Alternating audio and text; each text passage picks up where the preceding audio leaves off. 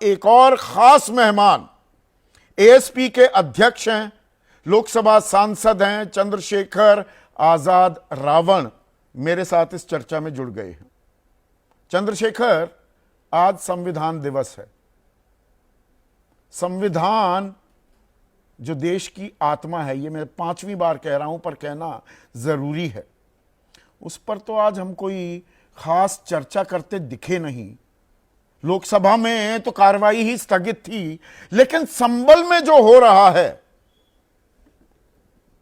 जो सोच थी बाबा साहेब भीमराव अंबेडकर, बाकी फाउंडिंग फादर्स की संविधान बनाते वक्त, उसी राह पर हम चलते दिख रहे हैं क्या?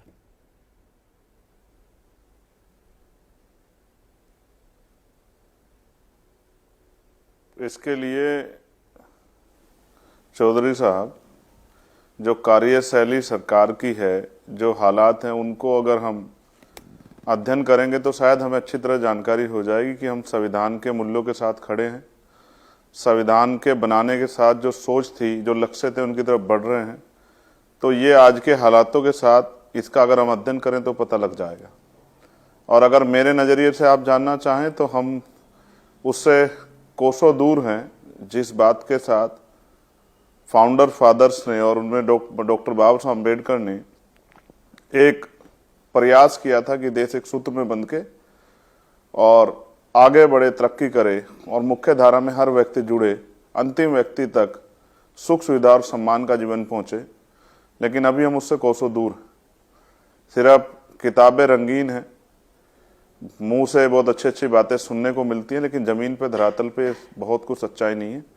और क्योंकि मैं जमीन से जुड़ा हूं तो मैं इन सब चीजों से अवगत हूं, मुझे बहुत अच्छी तरह जानकारी है। संविधान का तकाजा है कि संभल में जो हुआ उसकी चर्चा संसद में होनी चाहिए थी, वो नहीं हो रही। वो सिर्फ सरकार की जिम्मेदारी है या विपक्ष की भी? विपक्ष भी बात बात पर तुनक मिजाजी करके बाहर निकलने, वॉकआउट करने में ज्यादा तत्परता दिखाता है। नहीं, वॉकआउट जैसा कुछ हुआ नहीं ना, मैं पार्लियामेंट में ही था। जब पार्लियामेंट में संबल को लेके हम लोगों ने आवाज उठाई तो स्पीकर साहब ने सदन स्थगित कर दिया 12 बजे तक के लिए। जब स्पीकर साहब अलाउ ही नहीं करेंगे, उनका विशेषाधिकार है स्थगित करने का, तो लोग क्या कर सकते हैं, मेंबर्स क्या कर सकते हैं? जैसे ही सदन स्टार्ट हुआ, सबसे पहले ये आवाज उठी कि संबल में जो हिंसा हुई है उसका जवाब उत्तर प्रदेश सरकार को देना चाहिए, क्योंकि उत्तर प्रदेश सरकार किसी की नहीं सुनती है। जब वो बुलडोजर से लोगों के घर गिराती है, जब उनके पुलिस के कर्मचारी इनकाउंटर करते हैं, तो किसी की सुनती है? तो माननीय सर्वोच्च न्यायालय है जो समय समय पर उनको लताड़ लगाता रहता है, उनको बताता रहता है कि आप ही सुप्रीम पावर नहीं हो। तो यहाँ हम लोग पार्लियामेंट में हैं, पार्लियामेंट में सवाल उठा के सरकार से पूछेंगे, क्योंकि जब वहां अच्छा होता है तो प्रधानमंत्री कहते हैं डबल इंजन की सरकार है। तो अब डबल इंजन की सरकार में जो मुसलमानों पर जुल्म हो रहा है, जो धार्मिक गैर बराबरी को बढ़ावा दे, इसका जवाब सरकार देती, उससे पहले सदन स्थगित हो गया है।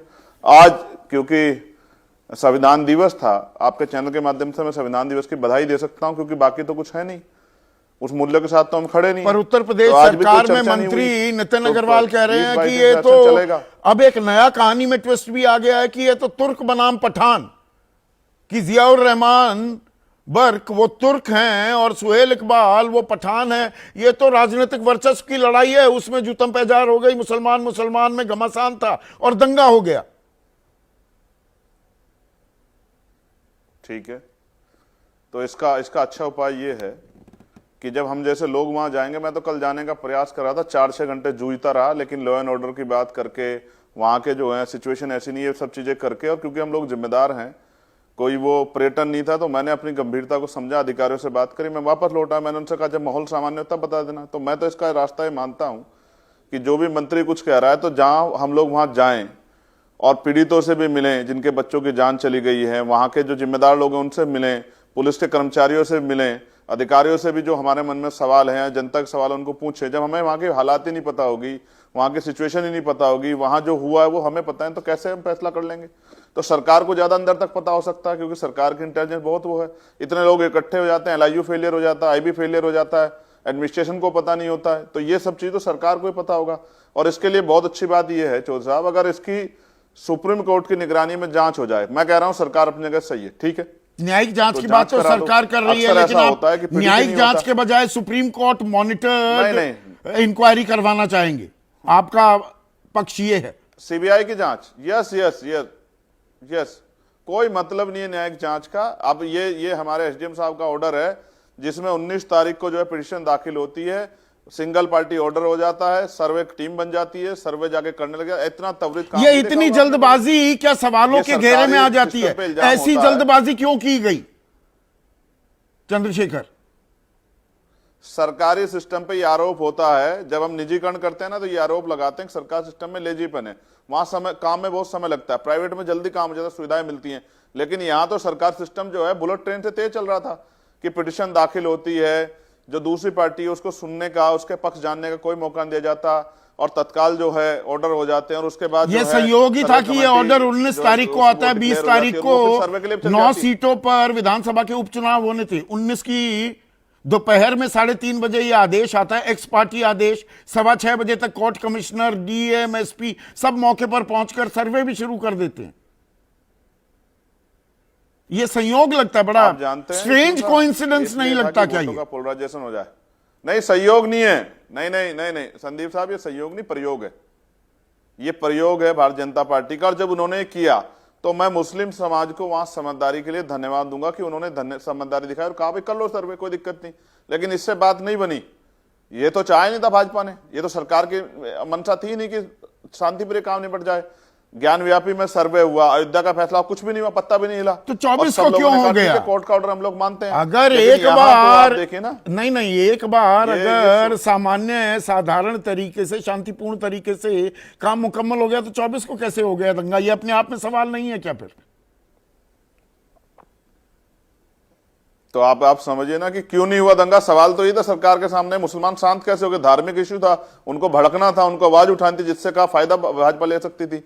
23 तारीख में जो रिजल्ट आए हैं, आप इसकी तरफ ध्यान करो ना। 20 तारीख को जो लूट हुई है वोटों की, चाहे कुंदरकी में हुई हो, चाहे मीरापुर में हुई हो, चाहे गाजियाबाद में हुई हो या कहीं और हुई हो, ये जो लूट हुई है, डकैती जो हुई है ना, कि पुलिस बैरिकेडिंग लगा के पुलिस आईडी चेक करेगी, इलेक्शन कमीशन के आदेश का कोई पालन नहीं होगा, बंदूकें लहराई जाएंगी, रिवॉल्वर लहराई जाएंगी और लाठियां बजेंगी, पर्ची छीन ली उसके कार्यकर्ताओं ने ये दंगे को अंजाम दे दिया। यही तो बीजेपी कह रही है। एक घटना को छिपाने के लिए ये नेचुरल नियम है, एक झूठ को छिपाने के लिए 100 झूठ बोलने पड़ते हैं। तो सच ये है 23 तारीख पर चर्चा ना हो, जो वोट की लूट से जो जीते हैं उस पर चर्चा ना हो, इसलिए 24 को फिर से प्लान किया गया कि माहौल खराब हो।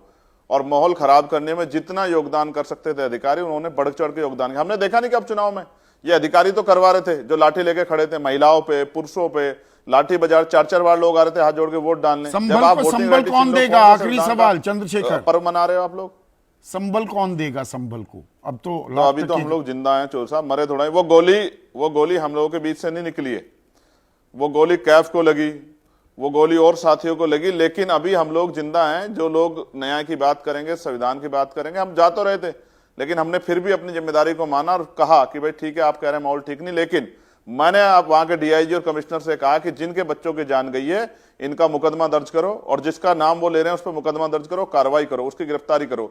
जो लोग वहां नारे लगा के जा रहे थे उन पर कार्रवाई करो। उन्होंने माहौल को बिगाड़ने का काम किया। और ये जो तमाम जांच है, इसके एविडेंस इकट्ठा करो आप लोग। उनके जो पोस्टमार्टम हुआ है उसके वीडियो रिकॉर्डिंग अपने पास रखो, आपके ऊपर कोई सवाल ना आए। लेकिन अगर सरकार ये सोच बैठे कोई आवाज नहीं उठा के, तो ऐसा नहीं आया, ऐसा समय नहीं। अभी संविधान के रखवाले हैं, ये गलतफहमी सत्ता अपने मन में मना रखे, हर चीज का हिसाब लिया जाएगा। कल सेशन चलेगा, सबसे पहले संबल पे बात होगी। और सेशन, अगर मैं फिर कह रहा हूं, हम मान्यवर काशीराम साहब को मानने वाले लोग हैं, अगर संसद नहीं सुनेगी तो सड़क सुनेगी। हम सड़कें सुनी रखने देंगे जिस तरह की हिंसा हो रही है।